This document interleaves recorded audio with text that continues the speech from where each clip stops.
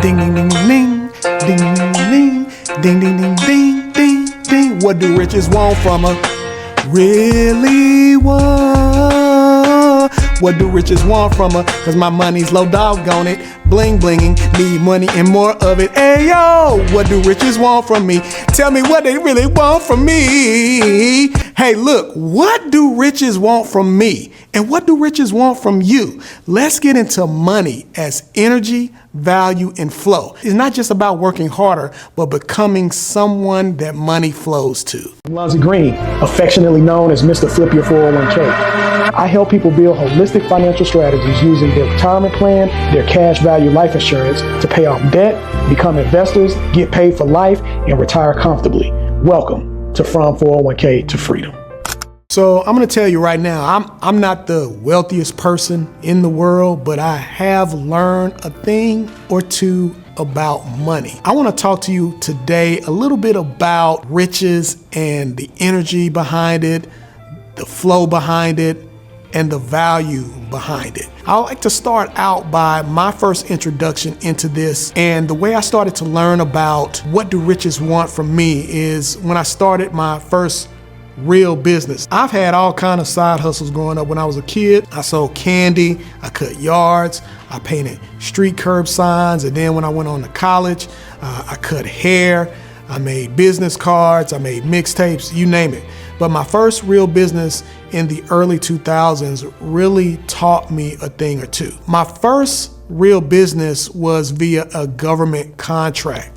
And what I learned was that the government had already earmarked millions of dollars for this program that I was running. So what it taught me was that the opportunity had already existed before I had even stepped into it. I didn't create the money, I just aligned with it.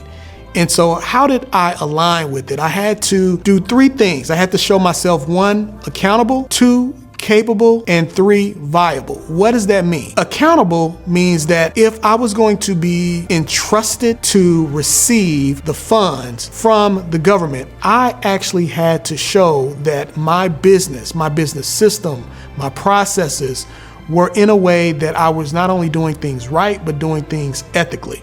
Then I had to show that I was capable, meaning I had to demonstrate that I had the necessary resources, whether it was money, whether it was transportation, whether it was through marketing, that I was capable not only to be able to do and run the business effectively, but also be able to position it in a way where I could grow and scale it. And then I had to be viable.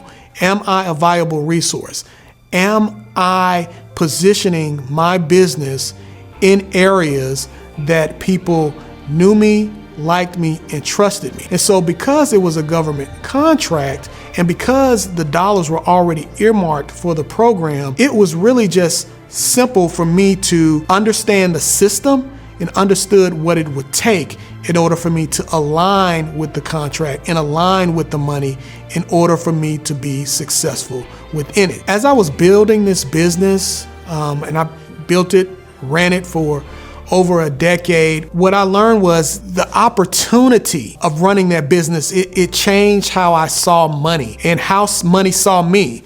And here's the thing, even though it was a business, for us as corporate and working professionals, it applies the same way in your career. Money flows where value goes, right? Money doesn't chase the people, it chases the value. How do you know if you're valuable? It's easy. Ask yourself these questions. 1 is, are you solving problems, whether it's in your business or even at your job or your career? Are you visible in your skill set? Well, what does that mean? If you are gifted in speaking, are you presenting? And are you presenting to leadership? Or if you're gifted in critical analysis or analytics, where are you positioning yourself to help your team or your department or your organization better? And are you dependable? If someone has a tight deadline or just a deadline or a project that they're working on, can they come to you to see that project to the finish line? Stop chasing and start observing. Instead of asking yourself, how do I make more money? Ask yourself, where is the money already moving? Meaning, what departments are growing at your job? Who's getting promoted and what skills are being rewarded? This season that we're in right now is one of the greatest seasons ever, right? It's the technological age, and we're leveraging a lot of AI. And there is a lot of money now that is being utilized and invested in AI. And so that's just an example of being able to observe how the money is flowing, how the currency and where the currency is going, and being able to align your skill set in order to take advantage of it. Now, alignment creates opportunity. Opportunities don't just come from effort alone. They come from alignment. So what does alignment look like? Alignment looks like being in the rooms. Like we say this all the time, but not just being in the rooms, being in the right rooms, sitting in rooms, being a part of meetings, being a part of conversations that are connected to where money is being invested in, where it is flowing, and connected to your skill set so that you can match your skill set with the flow of currency to make the connections in the network to create opportunities for you. It's also about listening more than talking, right? If you're in a space or in an area where you don't know much, then it's good to be humble and just listen and absorb the information and then take the information back in order to execute, or even asking questions afterwards. And shadowing. We talk about mentorship a lot in this show, and I'm an advocate for mentorship. So just being able to shadow individuals who are already winning in spaces that you are either curious about or spaces that you're already in. The point is, you don't have to be the smartest. Just be the most aligned and consistent. Becoming valuable beyond your job title. Your job is what pays you, right? Doing what's in that job description, but it's your value that promotes you. And how do you get promoted?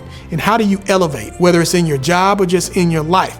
One, it's learning skills, not only outside of your role, but outside of your department and even outside of your organization. Number two, it's about building, nurturing relationships. Are you following up with those people? Are you scheduling meetings? Are you having conversations? Are you really truly getting to know them? And not knowing them based on how they can benefit you, but knowing who they are so that way you can determine whether or not you're on the same wavelength with that person. And then become known for doing something. If someone thinks about AI or thinks about finances or life insurance or thinks about content, are you the person that they think about? That's how you know that your value is expanding. When your value expands, your income has no choice but to follow. Money is like water, right? It flows to the lowest resistance and the highest value. You don't pray for the harvest without planting the seed. You do not receive overflow without positioning yourself. So once money begins to flow to you, you must first save it, protect it, and as we have spoken about in previous episodes, the way you do that is through life insurance, and then you grow it through investments. So alignment gets the money and stewardship keeps it. So I got to give you all my freedom takeaways. So let's start with the mindset. The mindset is stop asking, how do I get money? And start asking, how do I become more valuable and aligned? The heart set is be open to learning and being in rooms where you're not the smartest. Humility attracts opportunity. And then the skill set. Do these 3 things this week. 1, identify where money is flowing in your company or industry. 2, connect with or observe someone who's already in that flow. 3, start building one skill that increases your value immediately. Money isn't ignoring you, okay? It's responding to you. When you become someone of value, stay aligned, and move with intentionality and purpose, money stops becoming something you chase and starts becoming something that finds you. Now, to find money, attract money, I need you to do me a favor. I need you to click the link in the description and understand the value of cash value so that you no longer stop chasing money, you start attracting it and securing your financial future. Till next time, y'all take care and be blessed.